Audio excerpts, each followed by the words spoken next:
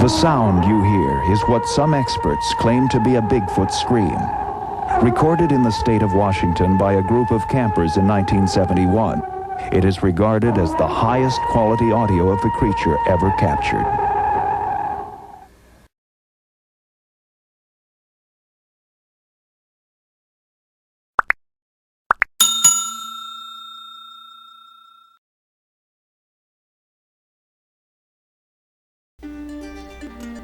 Hello! Welcome to Bigfoot Real Encounters. We're glad to have you stop by. We'd also like to take this time to invite you to share your encounter. You can send your stories to the email bfrealencounters@mail.com, where we will feature your story with all of the respect that it deserves. So send your stories in, bfrealencounters@mail.com. We look forward to hearing from you and your great stories soon.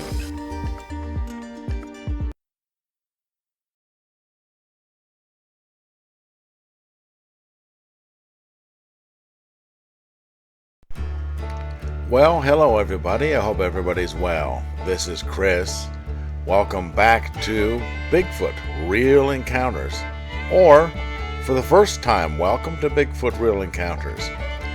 If you've had an encounter with Bigfoot, consider sharing your story with everybody else. Your story deserves to be told. You can send your encounters to bfrealencounters@mail.com. You will not be made fun of. You will be given respect. We will believe you. We will take you at your word. I will read your stories verbatim, minus the cuss words, okay? That's understandable. We will have children that will listen to these, and I do want to keep it family friendly. So, without any further ado, I think we're going to get into another story here. This comes from Michigan, Sanilac County, Michigan, in the summer of 2020, August 1st. We're coming up on a year anniversary of this encounter. So let's go and see what this says. It reads, on August 1st, 2020, my three sons and I were out on a day trip drive along Lake Huron shoreline, north of Lexington, Michigan. There's many stretches of wooded areas on the lake side of the road and rural farmland on the west side along this route. At approximately 12:50 p.m., 1.5 to 2 miles south of Port Sanilac, Michigan, we were driving northbound on M25, and my oldest son, 15 years old, seated next to me in the front, said, "Oh my God," and stared straight ahead. I was still driving and asked him what was wrong. He didn't initially answer, and his 13-year-old brother, seated behind him in the back seat, also asked him what was the matter. He finally spurted out, "I just saw Bigfoot." I thought he was joking at first, as he's always been a notable skeptic of my interest in Sasquatch research, but he adamantly insisted he wasn't kidding and described what he saw in the woods on the east side, the lake side of the road. He said he saw a large dark figure walking through the woods. He says it was too dark in the canopy of the woods to see a face, but the reason he noticed it at all was that it was moving exactly like the figure in that old grainy footage that everyone always talks about, the Patterson footage. He says the arms were longer than his torso, and that he could tell it had fur much in the same way you could tell a dog has fur from a distance. That it wasn't skin that he was seeing. It was definitely walking, not standing still, and its arms were swinging. He guesses that it was around 100 yards or less away. He estimates that it was around 8 feet tall. He said his impression of it made him feel short. My son is 6'2". He says it had very broad shoulders. He was able to watch it for approximately 5 seconds as we traveled in the opposite direction that it was headed. As soon as he told me what he'd seen, I turned around and drove back to the location. Traffic was moderately steady, being a summer Saturday afternoon, so it took a couple minutes to return to the exact spot and then find a safe spot nearby to pull off. We didn't see anything at that point, but I pinned the area on my GPS. Well, that's interesting. Imagine taking a nice Saturday afternoon drive out in country by the lake and just happen to look over and you see cruise along in the forest of Bigfoot. That's pretty good. Now that's the way I would like to see one. Again, rather than so up close and face to face as I did see one. It was a little unnerving at the time. And of course, you can find my experiences on the Ohio Bigfoot videos that are on my YouTube channel. I'll put a card up here for you to click on to hear that story. So let's look around Michigan and see if there's some other stories, incidences that happen. I keep saying stories, but these are actual and true. They actually happened, okay, folks? And people tell what happened to them, and we're going to take them at their word because this is actually evidence. So we will take them at their word. Too many people have been ridiculed into silence over the years, and that's why a lot of this does not get reported and passed on. So we will give a person the benefit of the doubt. That is the decent thing to do to somebody. If somebody tells you something, how rude is it just to say, I think you're full of it and you're lying to me? We're not going to do that to people on this channel, and you're not going to do that to people in the comments, because if I find it in the comments, you will be removed from the comments. Also, this channel is a safe spot for people to tell their stories, their incidences, their encounters. It is about the people relaying their stories. If you're going to come into the comments and not have something constructive to say, or if you're going to be critical of the way it was spoken, or the lighting, or the sound effects, or the story itself, just keep it to yourself. The point is to get the stories out there, because people need to get their stories out there. And if you want to be a jerk about minutia, it's going to get deleted. Okay? Now, if you have something constructive to say, or another opinion, or another possibility about something substantive, have at it. But the BS is not going to remain on my channel. You're welcome. Now, before we get into some other encounters around Michigan, I want to encourage you to like, share, subscribe, hit the bell icon so that you're notified when other stories come out, other videos posted to YouTube. Also, check out the links in the description below. And another word about your encounters. Somebody out there listening to this story right now has had an encounter sometime during your life. Please consider sharing it.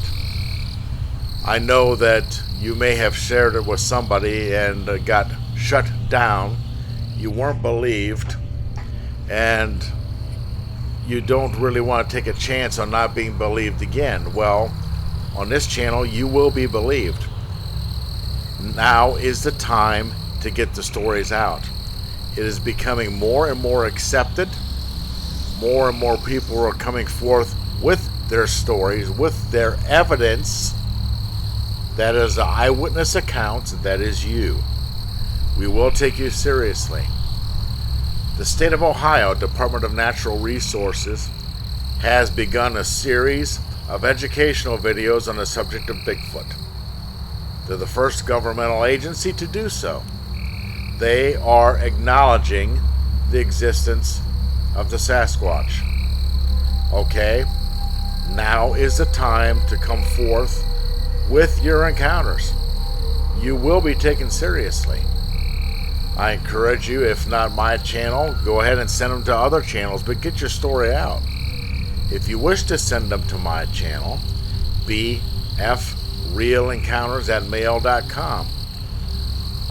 You can be anonymous, or you can send your name or whatever, or I can just call you Bob. It doesn't matter. But go ahead and send your stories in. We would really appreciate that. Right now I'm reading stories off of reports sent into the BFRO. I know it's not the best way to do things, but it's what we have to deal with right now until you all start sending stories in. I'm available to read the stories. So, enough said about that. Let's go to Oscoda County, Michigan. And this is back in the year of 1990 in October. And it reads, back in the early 90s, I was deer hunting and watched one for over 15 minutes. It appeared to be a young one and less than 20 yards from me. It was about 5 feet tall. Its fur was kind of greenish, gray, black. There was also a smell that I did not recognize. Not bad, but also not good. It looked at me also and seemed to be hiding behind a tree, watching me in my tree. Kind of like hide and seek, maybe. It showed no fear of me whatsoever and almost seemed to smile at me.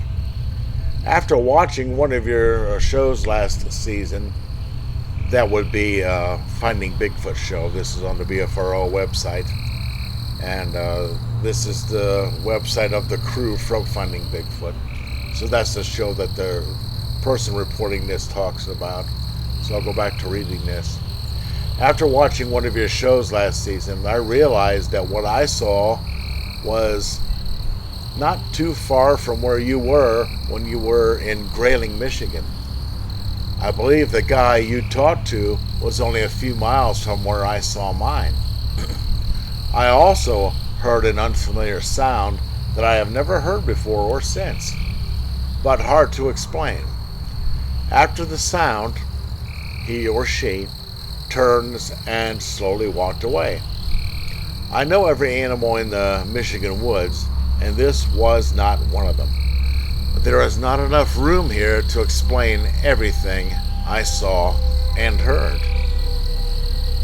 Wow, now that's interesting. Here's a guy in a tree stand, and he sees and kind of interacts with a small Bigfoot, a young one. He said it looked like it smiled at him. Now that's a rather pleasant experience with the Bigfoot. Most of the time it's not so pleasant, and they're really rather scary. So this was a rather interesting one, a short story. All right, let's take a look at one last one here in the fall of 1978. Let's go back a few years. These things have been around for a while, and reports have been listed that came through before this huge popularity surge of the subject. Now this one reads, my sighting occurred over 20 years ago in the fall of 1978, so I don't know if this will be helpful to anyone or not. I was driving on Highway US 2 across Michigan's Upper Peninsula, which skirts the northernmost shores of Lake Michigan. I had been driving with my 18-month-old son in the car seat next to me all day from Minneapolis towards St. Ignace, Michigan, and had grown sleepy, so I stopped at a roadside picnic area about 20 miles east, maybe more, of Manistique, Michigan, on the edge of the Hiawatha National Forest. The picnic area contained only one picnic table and a trash receptacle, very rustic, and was surrounded by deep woods. I locked my doors, driving a Saab station wagon, checked checked the baby, and fell asleep in the driver's seat, figuring to catch a catnap and drive the last 100 miles or so afterward. It was about 10 or 11 p.m. when I fell asleep. After only a short time, maybe 2 hours, I was awakened by a horrible smell, like nothing I'd ever smelled before. And I remember thinking the baby must be sick to have filled his diaper with such a rotten odor. I'm sorry, I just had to laugh at that one. That's actually kind of funny. Blame the baby. Anyways, I'll get back to what's written here. So I turned on my interior light and grabbed the diaper bag from the back seat. But when I checked my son's diaper, it was clean. He was awake and staring out the windshield. Car seats didn't have to face backwards back then. And I followed his gaze. At first glance, I got scared, thinking a large bear was standing on his hind legs directly in front of my car. But when I turned on the headlights, thinking this would scare the bear away, I could tell this was no bear. I can't say how tall it was, but it seemed to tower over the small car, bending forward at the waist, and the lights didn't phase it at all. It was only 3 or 4 feet away from us, leaning over the hood and staring into the car through the windshield. The creature was covered in very dark brown long hair, but it had no snout like a bear would have. Rather, it had a flat face and a nose that kind of looked negroid. Is that a politically correct description? I'm not sure. And I focused on the face, so almost human, so I can't describe the body. The eyes were large, round, brown, and bright, but seemed to be set in the middle of the head. By that I mean the face was centered in the large head, with no hair on the cheeks, nose, or around the mouth. The creature did not move or make a sound, but seemed to be in a staring match with my son, even though the night had been very dark before I turned on all the lights. Even though the encounter lasted only a few minutes, I was frightened out of my wits, but my instincts served me, and I started the car, slammed it into reverse, and hit the pedal hard. I didn't look back as I sped away east with a thumping heart. I didn't even talk about this instant for several months, thinking no one would believe me, and I may have dreamed it all. But the memory has never faded, and I've never dreamed of strong smells before or since. Over the next few years, I've spoke with several people in the UP, Upper Peninsula, who have also sighted Sasquatch near or in the Hiawatha National Forest, but unfortunately cannot name them. Now that is just simply terrifying. Do you see what I'm talking about? People don't come forward with these stories because they're afraid of not being believed. We need to let them know that it's okay to have these experiences. You didn't ask for it. It just happened. And the disturbing thing about this is very many of these encounters are centered around children and the infatuation that these creatures seem to have with children. And then we hear of children disappearing out of their bedrooms at times without a trace. And this is rather very disturbing to me anyways, which is why it is important that these stories be told.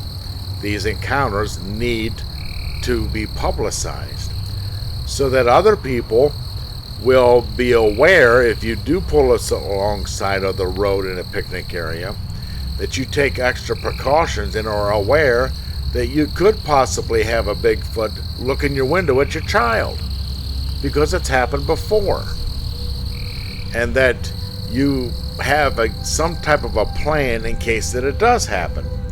like face your car toward an exit. Many little things like that can help. We need to get these stories, which are the evidence, out to the general public.